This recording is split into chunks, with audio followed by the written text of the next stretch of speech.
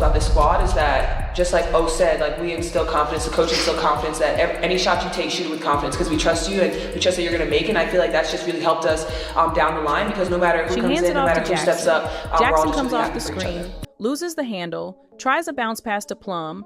Plum fumbles it, picks it back up, throws it wildly in the air, and Boston snatches it out of the sky like it was hers the whole time. Indiana calls timeout and the momentum completely shifts. And in that moment, you could feel it. This wasn't just another game. This was survival basketball. Every possession mattered.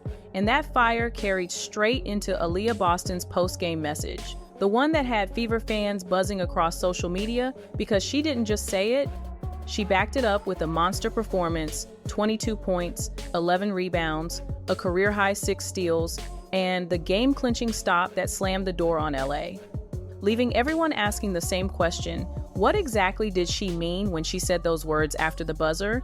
And why might that be the key to unlocking how Indiana just pulled off their biggest win of the season? Steph mentioned, whenever she sees you with the two black eyes, she smiles in a way because it just exemplifies your toughness. Do you feel tough in these kinds of situations with these two black eyes? I mean, that's what people keep telling me. Every time she sees me, she smiles and then she says, "I'm so sorry." I'm like, you don't need to be sorry. This is what it is. And when I'm playing, like, I forget about it, and then I go and look at the mirror. I'm like, oh shit, they're still there. So yeah, I don't really think too much about it because I don't necessarily feel them all the time. Yeah, and you're still able to see completely fine? Yep. Right. Nothing's changed. All right, perfect. Walking into Los Angeles, the odds were stacked against Indiana from the opening tip. Caitlin Clark in street clothes, Sophie Cunningham sidelined, Sydney Colson and Ari McDonald out, 4 guards gone, 4 playmakers erased from the rotation, and suddenly, the Fever were forced to answer the question everyone was whispering. How do you win when nearly half your backcourt is missing? For most teams, that's the death sentence in a playoff-level matchup, but for Indiana, it became the ultimate test of character. This group had no safety net, no star power to lean on, just grit and trust in whoever was still standing. And that's when you started to see the true DNA of this team. It wasn't about flashy highlights anymore. It was about resilience, sacrifice, and players stepping into roles bigger than themselves. Because in games like this, you don't survive on talent alone, you survive on heart. And this wasn't just any random regular season night. This was Los Angeles, the Sparks, the very team that had bullied Indiana 3 straight times already this year. Every meeting had ended in disappointment, every loss piling more doubt onto a young roster that looked like it was running out of gas.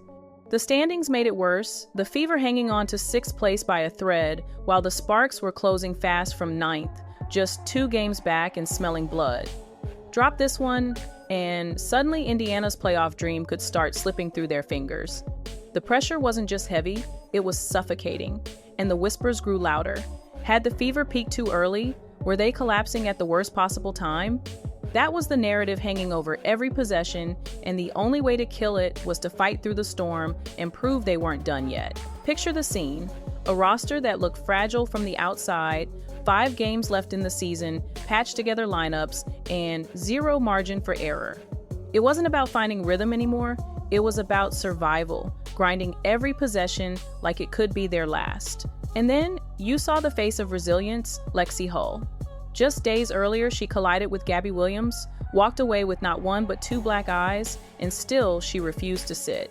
She strapped up, hit the floor, and played through the pain. Every dive after a loose ball, every battle through a screen, every moment she stood tall with bruises on her face was a living message to her teammates. If she can fight through this, so can we. That toughness, that raw determination became the blueprint for the entire Fever squad. Because on this night, there was no room for excuses, only sacrifice. This game wasn't about pretty basketball, it was about grit, and every single possession carried the weight of a season. The Sparks came swinging with runs that could have buried Indiana, but instead of breaking, the Fever matched the fire. Ugly stretches, missed shots, turnovers, none of it mattered because they kept clawing back, possession after possession, refusing to let Los Angeles steal momentum. And then came the moment that flipped the script. Odyssey Sims, a 31-year-old veteran who wasn't even in the starting lineup, stepped onto the court and changed everything. Most people didn't even circle her name on the scouting report, but on this night, she became the heartbeat of Indiana. Against her former team, in their own building, Sims wasn't just playing for minutes, she was playing for pride, and it showed in every shot, every drive, every defensive stop that silenced the Staples Center crowd. She wasn't supposed to be the star, but Odyssey Sims turned into the answer Indiana desperately needed. While Kelsey Mitchell struggled to find her rhythm, hitting just 5 of her 14 shots, Sims came in fearless, decisive, and locked in like she had been waiting her whole career for this exact night. 21 points, but it wasn't just the total, it was the timing. Every bucket felt like a dagger, from the three-pointer that tied the game to the mid-range pull-up that killed a run to the floater that stunned the Sparks when it mattered most. With the clock bleeding out and the Fever clinging to hope, the ball ended up in her hands, and she delivered the shot that gave Indiana the lead for good.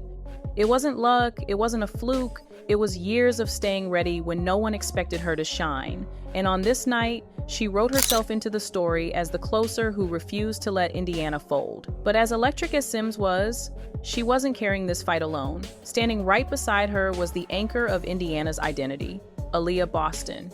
She didn't just put up numbers, she controlled every layer of the game. 22 points powering the offense, 11 rebounds ripping the ball away from the Sparks' front court, 4 assists keeping the ball moving, and then 6 steals, the most of her entire career. And the defining moment came when the game was hanging by a thread. Just 1.9 seconds left, Los Angeles, desperate for one last chance, and Boston read it like a book. She reached in, ripped the ball clean out of the air, and ended it on the spot.